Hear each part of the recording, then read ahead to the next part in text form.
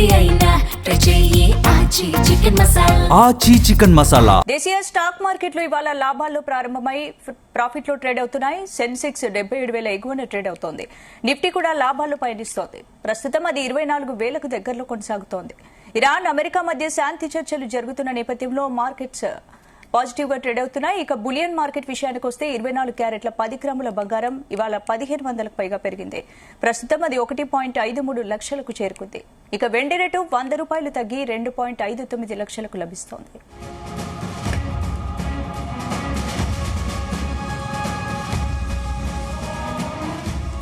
ఈ అంశానికి సంబంధించి మనతో మాట్లాడడానికి స్టాక్ అనలిస్ట్ జీవి సత్యనారాయణ గారు ఫోన్ లైన్ లో సిద్ధంగా ఉన్నారు. Good morning sir. Good morning స్పందన. సార్, ఇప్పుడు స్టాక్ మార్కెట్స్ లాభాల్లో ట్రేడ్ అవడానికి కారణాలు ఏంటి? ఓకే, ఇవాళ BSc Sensex weekly opening day ఒకటి, వరల్డ్ మార్కెట్లు పెరుగుతున్నాయి ఒకటి. ఇక తర్వాత ఇరాన్ అమెరికా ఏదైతే కాల్పులు ఉన్నాయో అవి కొంచెం మళ్ళీ నిన్న లేదు అనేది ఉండే. మళ్ళీ ఈ రోజు ఏంటంటే రేపు పాకిస్తాన్ లో మళ్ళీ సమావేశం అవుతున్నారు వాళ్ళు. అప్పుడు మళ్ళీ అవ్వచ్చు అని, అంటే విరమణ, ఇరాన్ అమెరికా విరమణ అంటే యుద్ధ విరమణ జరగవచ్చు అనే ఆశలు అనమాట అని మార్కెట్ కు అనిపించి మార్కెట్లు, వరల్డ్ మార్కెట్లు అవన్నీ పాజిటివ్ లోకి రావటం, మన మార్కెట్లు కూడా పాజిటివ్ లోకి రావటం దాంతో అనమాట. అయితే మనం గమనించవలసింది ఏంటంటే రేపు ఎల్లుండి సెలవు ఉంది. రేపు గనక చర్చలు అయితే లేవా అనేది మళ్ళీ రేపు చర్చలను బట్టి మళ్ళీ మండే మార్కెట్ ఉంటుంది. ఇవాళ weekly BSc Sensex opening day ఒకటి, వీకెండ్ ఒకటి, ఫ్రైడే ఎక్స్పైరీ ఓపెనింగ్, మళ్ళీ రేపు ఎల్లుండి హాలిడేస్ ఉంటాయి. అయితే ఏంటిది, రేపు పాకిస్తాన్ లో చర్చలు జరుగుతాయి అని అంటే పాజిటివ్ న్యూస్ అనమాట. అంటే సమావేశం అయితే ఈసారి అవ్వచ్చు అనే, అంటే ఎక్కడో ఒక దగ్గర అనొచ్చు. అంటే వీళ్ళు 10 అంశాలు, వాళ్ళు 15 అంశాలు, అందులో ఎన్నో కొన్ని ఓకే అయ్యేసి మళ్ళీ ఇంకేమనంటే మళ్ళీ పోస్ట్ పోనా లేకపోతే మళ్ళీ ఆపటమా అనేది దాన్ని బట్టే మన మార్కెట్లు మళ్ళీ మండేకి ఉంటుంది. అయితే ఈ న్యూస్ తోటి ఏమైందంటే క్రూడ్ ఆయిల్ తగ్గడం జరిగింది, బిలో $100 రావడం జరిగింది. దాంతో వరల్డ్ మార్కెట్స్ పెరగటం, దాంతో మన రూపాయి బలపడటం, వీటన్నిటితోటి ఇవన్నీ మార్కెట్లు పాజిటివ్ అన్నమాట. అయితే ఇప్పుడు గోల్డ్ కూడా 0.6% మైనస్ లో ఉంది, సిల్వర్ కూడా 0.6% మైనస్ లో ఉంది, బ్రెంట్ ఆయిల్ కూడా ఫ్లాట్ గానే ఉంది. అంటే ఏంటిది, బ్రెంట్ ఆయిల్ ఫ్లాట్ గానే ఉంది, క్రూడ్ ఆయిల్ ఫ్లాట్ గానే ఉంది, పెద్దగా ఏం లేదు. అంటే ఒక మన మార్కెట్ లో కొంచెం పెరిగింది కానీ న్యూట్రల్ అన్నమాట, అంటే పెద్దగా మూవ్మెంట్ లేదు అని అర్థం. అయితే గోల్డ్, సిల్వర్ కూడా పెద్దగా పడటం కానీ ఏం లేవు, అన్ని అక్కడక్కడే ట్రేడ్ అవుతుంది. ఇప్పుడు మార్కెట్ ఏం చేస్తుందంటే అబ్జర్వ్ చేస్తుంది. అంటే ఏంటిది, పాజిటివ్ గానీ నెగిటివ్ గానీ ఇది న్యూట్రల్ అంటాం, అంటే ఫ్లాట్ గా ఉండటం అనేది. అంటే ఏదైతే డెసిషన్ ఉందో ఏం జరుగుతుందో తెలియదు కాబట్టి అయితే ఈ రోజు మొత్తం ఇలానే ఉండే అవకాశాలే కనపడుతున్నాయి.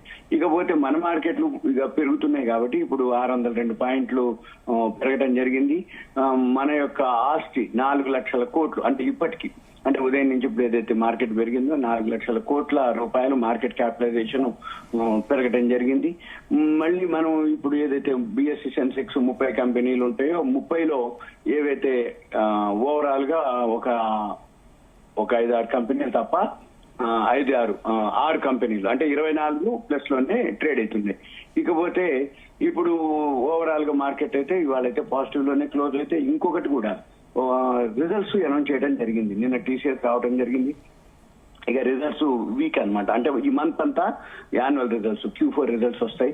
ఈ Q4 రిజల్ట్స్ ఏవైతే పాజిటివ్ ఉంటాయో బాగా ఉంటాయని ముందుగా పెరగటం జరుగుతుంది. ఇప్పుడు టీసీఎస్ రిజల్ట్స్ అంటే ఇప్పుడు సెన్సెక్స్ 77,000కు పైగా ట్రేడ్ అవుతోంది కదా, అది ఎంతవరకు స్థిరంగా ఉంటుంది? అలాగే నిఫ్టీ 24,000 స్థాయిని దాటే అవకాశం ఉందా, లేదంటే ఇది రెసిస్టెన్స్ గా పనిచేస్తుందా? ఓకే, ఇప్పుడు 77,207 బిఎస్సి సెన్సెక్స్, అది 24,000 దగ్గరలోనే ఉంది. ఇంకో 55 పాయింట్లు, అంటే 23,945 ఉంది. ఇంకో 55 పాయింట్లు వచ్చేస్తే 24 వచ్చేస్తుంది.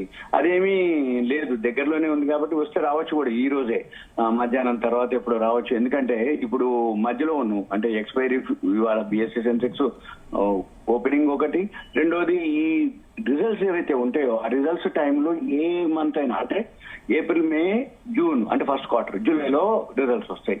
ఇప్పుడు మార్చి అయిపోయింది, ఏప్రిల్, మేలో రిజల్ట్స్ వస్తాయి. ఈ ఏప్రిల్ ఇప్పుడు ఏదైతే రిజల్ట్స్ వస్తుంటాయో అంటే యాన్యువల్ రిజల్ట్స్, అప్పుడు ఈ మంత్ అంతా మిగతా మార్కెట్లతో పని ఉండదు. అంటే వరల్డ్ మార్కెట్లు ఎలా ఉన్నా ఈ రిజల్ట్స్ ని బేస్ చేసుకొని ఏ కంపెనీలు అంటే ఇండివిజువల్ గా అనమాట, అంటే సెక్టార్ వైజ్ ఉంటుంది కొంత, రెండోది ఇండివిజువల్ స్క్రిప్ట్ వైజ్ ఉంటుంది అన్నట్టు. ఆ కంపెనీలు ఏవైతే ఉన్నాయో బోర్డు మీటింగ్ ముందు రిజల్ట్స్ బాగుంటాయి. ఇప్పుడు టీసీఎస్ రిజల్ట్స్ బాగున్నాయి, అలానే సాఫ్ట్వేర్ కంపెనీలన్నీ కూడా పాజిటివ్ లోనే ఉంటాయి. కాకపోతే ఇవాళ ఏంటిది అంటే మార్కెట్లు పెరిగేటప్పటికి ఐటీ సెక్టార్ అంటే ఇప్పుడు మన బిఎస్సి సెన్సెక్స్ వచ్చి 555 పాయింట్లు పెరిగింది, నిఫ్టీ వచ్చి 165 పాయింట్లు పెరిగింది, ఐటీ సెక్టార్ వచ్చి 825 పాయింట్లు పడింది. ఎందుకంటే టీసీఎస్ రిజల్ట్స్ బాగున్నా కానీ ఏదన్నా కానీ జనరల్ గా ఏం జరుగుతాయంటే ఫస్ట్ రిజల్ట్స్ బాగున్నప్పుడు పెంచుతారు, రిజల్ట్స్ అయిపోయినాక ఫోర్కాస్ట్ అంటే ఇప్పుడు రాబోయే క్వార్టర్ ఉండదు అనేది, లేదు రాబోయే రిజల్ట్స్ ఇంతగా ఉండవు అనేది, అవన్నిటితో పాటుగా అంటే ఎకానమీ అనుకోండి, ఇప్పుడు ఆల్రెడీ యుద్ధం స్టార్ట్ అయ్యి మనకి ఎన్ని రోజులు 11/31 42వ రోజుకి వచ్చినాం. అంటే ఫిబ్రవరి 28వ రోజు, మార్చి 31, 32, ఇది 10, 42వ రోజుకి యుద్ధం నడుస్తుంది. కాబట్టి ఈ 42 రోజుల ఎఫెక్ట్ ఏదైతే ఉందో నెక్స్ట్ క్వార్టర్ లో అంటే ఏప్రిల్, మే, జూన్, జూలైలో వచ్చే రిజల్ట్స్ అంతగా ఉండవు అనేది ఉంటుంది అనమాట, ఫోర్కాస్ట్ అంటుంది. ఇప్పుడు ఇరాన్ అమెరికా శాంతి చర్చలు భారత్ మార్కెట్స్ పై కొంత పాజిటివ్ ఎఫెక్ట్ చూపిస్తున్నాయి కాబట్టి ఈ పాజిటివ్ ట్రెండ్ ఎంతకాలం కొనసాగే అవకాశం ఉంది? ఇది కూడా ఒక గుడ్ న్యూస్ మనకి. ఇప్పుడు రష్యా నుంచి మనకి ఏదైతే ఉందో కొన్ని అంటే తక్కువ ధరకు అనమాట ఎల్ఎన్జీ ఏదైతే ఉందో రష్యా నుంచి మనకు రావడానికి అవకాశం ఉంది. ఇది ఒక వార్త అనమాట. అంటే ఎల్ఎన్జీ అనమాట, అంటే ద్రవ రూపిత సహజ వాయువు. అది ఎగుమతి ప్లాంట్ ఎక్కడైతే ఖతార్ లో ఉందో అది దాడి జరిగిన తర్వాత, ఈ హర్ముజ్ జల్సంధి మూసిన తర్వాత ఈ ప్రపంచవ్యాప్తంగా ఈ గ్యాస్ కొరత ఏర్పడటం జరిగింది, వంట గ్యాస్ ధరలు పెరగడం జరిగింది. దానికి మన దేశం కూడా ఏమి మినహాయింపు కాదు. అయితే ఇప్పుడు మనకి ఏమిటి అంటే రష్యా నుంచి వచ్చే అవకాశాలు ఉన్నాయన్నమాట. అంటే తక్కువ ధరకి, అంటే మిగతా ధరలతో పోలిస్తే 40% తక్కువకి మనకి గ్యాస్ సరఫరా చేస్తామని రష్యా ఆఫర్ చేసింది మనకి. అంటే ఈ చైనా రష్యా ఏదైతే ఉందో వాళ్ళ ద్వారా అంటే మనకి ఇప్పుడు రష్యానే సపోర్ట్. అంటే జనరల్ గా అమెరికా ఉన్న ఈ అమెరికా సుంకాలు, టారిఫ్లు అవన్నీ అయిపోయినా కానీ ఈ ఇరాన్ అమెరికా ఇష్యూ తోటి మనకి ఎక్కువ శాతం రష్యా నుంచే ఉండేది సపోర్ట్. అప్పుడు కానీ ఇప్పుడు కానీ ఏదున్నా కానీ, అంటే కరోనా టైంలో కానీ, తర్వాత రష్యా ఉక్రెయిన్ వార్ టైంలో కానీ రష్యానే మనకి క్రూడ్ ఆయిల్ కానీ గ్యాస్ కానీ అన్నమాట. ఇప్పుడు మనకి ఈ ఇంత ఆంక్షలు ఉన్నా కానీ ఇప్పుడు మనకి 40% తక్కువకి గ్యాస్ సరఫరా చేస్తాను రష్యా అనటం జరిగింది. అంటే మన ఎకానమీకి కానీ మనకి కానీ అంతగా పెద్దగా ఇబ్బంది ఉండే అవకాశాలు ఉండవు వరల్డ్ మార్కెట్ లో. ఇంకొకటి ఇప్పుడు బ్రెంట్ ఆయిల్ ఉంది వరల్డ్ మార్కెట్ లో, ఫ్లాట్ ఉంది. ఏది 96.5 అంటే ఫ్లాట్ అంటే $96.46 ట్రేడ్ అవుతుంది. కానీ స్పాట్ మార్కెట్ ఉంటుంది. స్పాట్ మార్కెట్ అంటే బ్రెంట్ ఆయిల్ చూపించే ఈ కమోడిటీస్ మార్కెట్ లో ఏదైతే వరల్డ్ మార్కెట్ లో చికాగో మర్కెంటైల్ ఎక్స్చేంజ్ లో కానీ వరల్డ్ ఇంటర్నేషనల్ మార్కెట్ లో బ్రెంట్ ఆయిల్ 96.38 ఉంది. కానీ ఫిజికల్ గా బ్రెంట్ ఆయిల్ కావాలంటే ఆ రేటుకి ఇవ్వరు వాళ్ళు, అంటే ఎక్కువ రేట్ ఉంటుంది. దాన్ని స్పాట్ అంటారు అనమాట. స్పాట్ అంటే పేమెంట్ చేసి మనం డెలివరీ తీసుకునేది. ఇదో ఎక్స్చేంజ్ లో ఏదైతే ట్రేడ్ అవుతుందో ఇది ఒక బేసే, కానీ మార్కెట్ లో ఈ రేటుకి రావట్లేదు, ఈ రేటు దొరకట్లేదు. అంటే బ్లాక్ లో కొనుక్కునేటే అనమాట. మనం కూడా ఇప్పుడు బ్లాక్ లో కొనుక్కోవడానికి ఇప్పుడు మళ్ళీ రష్యా వాళ్ళు 40% మనకి డిస్కౌంట్ ఇస్తున్నారు అంటే మనకి బెనిఫిటే. కానీ ఇది అక్కడ చూపించవు, ఏవి ఈ ఎక్స్చేంజ్ లో కానీ ఆ ఇంటర్నేషనల్ మార్కెట్ లో ఉండవు అనమాట. అందుకని మనం ఎంతసేపటికి ఏం చూడాలి, ఇంటర్నేషనల్ మార్కెట్ లో ఎంత ధరలు ఉన్నాయి, మనకి ఎంత ధరకు వస్తుంది, మళ్ళీ మన ఎకానమీకి ఎలాంటి సపోర్ట్ అవుతుంది, దాన్ని బట్టి మన ఎకానమీకి కానీ మన ఇన్ఫ్లేషన్ అంటే అంతగా పెరిగే అవకాశాలు ఉండకపోవచ్చు. ఎందుకంటే మార్కెట్లు ప్రపంచ ఆర్థిక వ్యవస్థ ఆల్రెడీ చిన్నాభిన్నం అయిపోవడం జరిగింది. ఇరాన్ కానీ ఖతార్ కానీ ఇప్పుడు గల్ఫ్ కంట్రీస్ ఏవైతే ఉన్నాయో అవన్నీ కూడా ఆర్థిక వ్యవస్థలు చిన్నాభిన్నం అయిపోవటం, అక్కడ రియల్ ఎస్టేట్లు ఇక ఫాల్ అయిపోవటం, ఇక ఇప్పట్లో రావు అని అనుకోవటం, ఇప్పుడు అమెరికాలో కూడా ఇన్ఫ్లేషన్ పెరగటం, ఈ ఇరాన్ అమెరికా యుద్ధంతో ఆ దేశం ఆర్థికంగా ఈ దేశం కూడా, అయితే ప్రపంచ దేశాలు కూడా ఆర్థికంగా పోతాయి. కానీ మనం కూడా అయినాం, కానీ మనకి బ్రెంట్ ఆయిల్ ఈ వీళ్ళు సప్లై చేయడం అంటే గ్యాస్ కానీ ఏదైతే మనకి రష్యా నుంచి కొంచెం సపోర్ట్ ఉందో మనకి తక్కువ ధరకు రావడంతో ఒకటి. ఇక రెండోది ఏంటిది, ఇప్పుడు మన దగ్గర పెంచుతారా లేదా, ఆల్రెడీ గ్యాస్ పెంచడం జరిగింది, ఈ పెట్రోలు డీజిల్ ఇవి పెంచుతారా లేదా అనే దానికి ఏంటిదంటే నిన్న 3 రాష్ట్రాల ఎలక్షన్స్ అయిపోయినాయి, ఇంకో 2 రాష్ట్రాల ఎలక్షన్స్ ఉన్నాయి. ఆ ఎలక్షన్స్ కూడా అయిపోయినాక మరి అప్పటి వరకు బ్రెంట్ ఆయిల్ కనుక తగ్గి మనకి డిస్కౌంట్ లో కనుక వస్తున్నాం పెంచకపోవచ్చు. లేదు అనుకుంటే మళ్ళీ ఈ పెట్రోల్ డీజిల్ మీద మళ్ళీ పెరిగే అవకాశాలు కనపడుతున్నాయి. అయితే ఇక ఇన్వెస్టర్లు ఏం చేయాలి?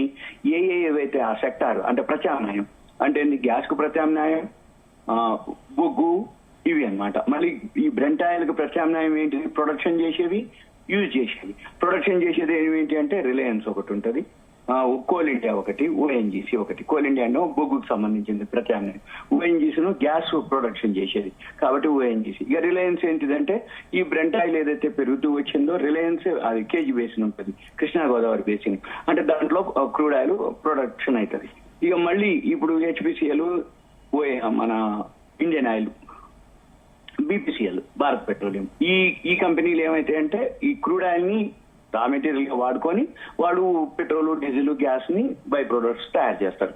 అయితే మనం ఏం చూడాలి? ఇప్పుడు ఎప్పుడైతే ఈ ఎలక్షన్స్ అయిపోయినాక మళ్ళీ ఇవి గనక పెరగటం మొదలు పెడితే అంటే పెట్రోల్ కానీ డీజిల్ కానీ పెంచితే అప్పుడు ఈ HPCL, Indian oil, Bharat petroleum ఆ 3 షేర్లు మళ్ళీ పెరిగే అవకాశాలు ఉంటాయి. ఆల్రెడీ రిజల్ట్స్ కూడా బాగుంటాయి. కాకపోతే ఏంటంటే ఈ మధ్య కాలంలో $70 ఉన్నటువంటి ఈ బ్రెంట్ ఆయిల్ ఒకసారిగా $119 పోవటం, ఈ రోజు $97 ఉండటం, దాంతో కొంచెం ఈ రిజల్ట్స్ తగ్గిపోతాయి. కానీ ఓవరాల్ గా పాజిటివ్ లోనే ఉన్నాయి. ఫోర్కాస్ట్ లో మాత్రం ఈ హెచ్పిసిఎల్, బీపీసీఎల్. రైట్. అంటే ఇక్కడ గోల్డ్ విషయానికి వస్తే గోల్డ్ ప్రైజెస్ ఇంకా పెరిగే అవకాశం ఉందా లేదా ఇక్కడే స్టేబుల్ గా ఉంటుందా? అలాగే సిల్వర్ రేట్స్ కొంత తగ్గాయి, అంటే ఇంకా తగ్గే అవకాశం ఏమో ఎలా ఉంటుంది? అంటే ఫ్యూచర్ లో సిల్వర్ రేట్ ఎలా ఉండొచ్చు? ఫ్లాట్ ఇప్పుడైతే ప్రజెంట్ వాటి మీద అసలు ఫోకస్ లేదు.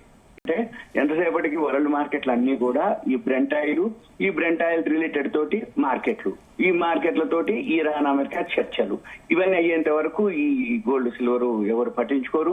గోల్డ్ సిల్వర్ చేసినా చేయకపోయినా ఫ్లాట్ గానే ఉంటది, అంటే మూమెంట్ ఉండదు అన్నట్టు. ఇప్పుడు కానీ నిన్న కానీ ఏదైతే ఉందో బ్రెంట్ ఆయిల్ ని బట్టే అది బేస్ అవుతుంది. బ్రెంట్ ఆయిల్ పెరుగుతూ వచ్చిందా గోల్డ్ సిల్వర్ తగ్గుతూ వస్తుంది, బ్రెంట్ ఆయిల్ తగ్గుతూ వచ్చిందా గోల్డ్ సిల్వర్ పెరగటం మొదలు పెడుతుంది. అది అక్కడే న్యూట్రల్ ఉందా, ఇది కూడా అక్కడే న్యూట్రల్ ఉంది. ఇప్పుడు జరుగుతుంది అదే. ఇప్పుడు బ్రెంట్ ఆయిల్ ఏముంది, ఓన్లీ 0.5% పాజిటివ్ లో ఉంది. గోల్డ్ సిల్వర్ కూడా ఒక 0.6 రెండు కూడా 0.6% మైనస్ లో ట్రేడ్ అవుతుంది అంతే. అంటే అది 0.6% ప్లస్ లో ఉంటే ఇది 0.6% మైనస్ లో ఉంటది. ఇది అంతే, ఆ నిష్పత్తిలోనే అది జరుగుతూ ఉంటది. ఇక ఎవరైతే ట్రేడింగ్ చేస్తా అనుకుంటారో ఉదయం 9 నుంచి నైట్ 11:30 వరకు జరుగుతూ ఉంటది వ్యవహారం. అంటే బ్రెంట్ ఆయిల్ పెరుగుతున్నా కొద్దీ గోల్డ్ సిల్వర్ పడుతూ ఉంటది, బ్రెంట్ ఆయిల్ తగ్గుతున్నా కొద్దీ గోల్డ్ సిల్వర్. ఆ రెండు దగ్గర పెట్టుకొని, ఆ గ్రాఫుల దగ్గర పెట్టుకొని ఎవరైతే ట్రేడింగ్ చేస్తారో వాళ్ళు చేయొచ్చు ఒకటి. ఇక రెండోది ఈ వరల్డ్ మార్కెట్లు అంతా అంటే మన మార్కెట్లో వచ్చి ఉదయం 9ంటికి స్టార్ట్ అయ్యి నైట్ 11:30 దాకా ఉంటది. అంటే 12 గంటలు 2:30 14:30 గంటలు మన మార్కెట్లు జరుగుతాయి. అదే ఇంటర్నేషనల్ మార్కెట్లు 23 గంటలు జరుగుతాయి.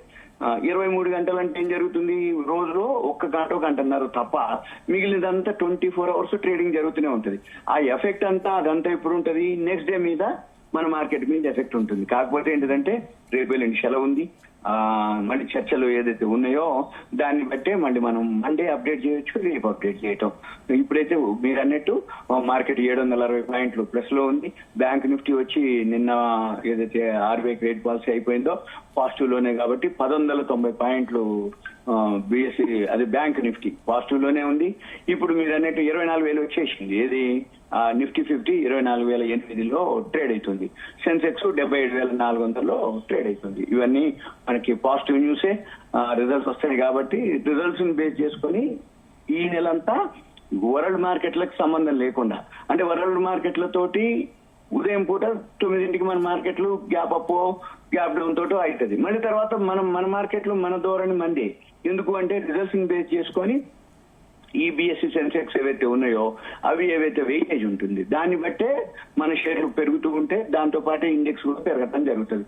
అయితే మళ్ళీ వీటన్నిటితో పాటు వరల్డ్ మార్కెట్లతో ముందు ఫాలో అయినా మళ్ళీ మన మార్కెట్లు ఎందుకు వాళ్ళని ఫాలో అవ్వాలంటే ఒకటో board meeting results annual, number 2 expiry డేట్లు ఉంటాయి. ఇవాళ బిఎస్సి ఓపెనింగ్ డే, అందుకని మళ్ళీ పాజిటివ్ లో ఉంటుంది అనమాట. మళ్ళీ మధ్యాహ్నం తర్వాత ఇప్పుడు 12:30కి యూరోపియన్ మార్కెట్లు స్టార్ట్ అయితే 2:30కి ఇవాళ రాత్రికి అమెరికా మార్కెట్లు ఎలా ఓపెన్ అయితే అనే దాని మీద మళ్ళీ మన మార్కెట్ లో 3:30కి క్లోజ్ అవడం జరుగుతుంది. ప్రజెంట్ ఇన్వెస్టర్లు ఏ సెక్టార్లలో ఇన్వెస్ట్ చేస్తే మంచిది అని సజెస్ట్ చేస్తారు? బోర్డు మీటింగ్ స్టార్ట్ అయినాయి. బోర్డు మీటింగ్లు ఏమేమి ఉన్నాయో ఒక డైరీ పెట్టుకోవాలి. డైలీ ఏ కంపెనీలు రిజల్ట్స్ వస్తున్నాయో ఒక డైరీ మెయింటైన్ చేసి ఏ కంపెనీలు డైలీ ఎప్పుడెప్పుడు ఉన్నాయో చూసుకొని అవేం చేయాలంటే గత 3 క్వార్టర్లు లాస్ట్ ఇయర్ ఈ సంవత్సరం అంటే 2025-26 మార్చి నెట్ ప్రాఫిట్ ఎంత వచ్చిందో చూసుకోవాలి. 2026 అంటే ఇప్పుడు రేపు మార్చికి TTM అని ఉంటుంది, ట్రైలింగ్ 12 months, అంటే అది ఎస్టిమేటెడ్ అన్నమాట. అందులో సాఫ్ట్వేర్ ఉంటుంది, డైరెక్ట్ గా స్క్రీనర్ ఉంటుంది, దాంట్లో చూసుకోవచ్చు మనం అంటే ఎంత గ్రోత్ ఉంటుంది లాస్ట్ ఇయర్ మీద ఈ సంవత్సరం. 1 time, 2 times, 3 times, 4 times, 5 times, లేకపోతే న్యూట్రల్ మైనస్ అనేది చూపిస్తుంది. దాన్ని బట్టి ఆ షేర్ లోకి మనం ఎంటర్ అవటం సేఫ్. ఎందుకోసం అంటే ఒకవేళ రిజల్ట్స్ బాగున్నాయి అనుకోండి పెరుగుతాయి, రిజల్ట్స్ బాగలేకపోయినా పడే అవకాశాలు చాలా తక్కువ ఉంటాయి. ఎందుకంటే ఈ 3 కోట్లు ఏదైతే బాగా సంపాదించింది ఉందో అది మనకి ఎసెట్ కిందకి అనమాట, అంటే రిజర్వ్ లోకి ఉంటుంది, అవి మనకి పాజిటివ్ అనమాట. అందుకని అవి చేయాలి, అది హోంవర్క్ చేసుకోవచ్చు. ఇదంతా ఎక్కడ ఉంటుంది అంటే screener.in అని ఒక వెబ్సైట్ ఉంటుంది. ఆ screener.in లో వెబ్సైట్ లోకి వెళ్తే ఒక షేర్ కనుక ఏదైతే ఉందో అక్కడ మీరేం చేయాలంటే ఎవరైతే ఈ వీడియో చూస్తున్నారో ఓ పెన్ను నోట్బుక్ దగ్గర పెట్టుకొని స్క్రీనర్స్ లోకి వెళ్ళి ఆ స్క్రీనర్స్ లో స్క్రీన్స్ అని ఒక వర్డ్ ఉంటుంది, ఇది పైన హెడ్డింగ్ లోనే. ఈ స్క్రీన్స్ క్లిక్ చేస్తే రైట్ సైడ్ బ్రౌజ్ సెక్టార్స్ అని ఒకటి వర్డ్ ఉంటుంది. ఈ బ్రౌజ్ సెక్టార్స్ మీద క్లిక్ చేస్తే లిస్ట్ వస్తుంది. అంటే 83 సెక్టార్లు ఉంటాయి. అంటే అగ్రికల్చర్ అని, ఏరోస్పేస్ అని, బ్యాంకులని, ఆటో, ఇట్లా 83 సెక్టార్లు ఉంటాయి.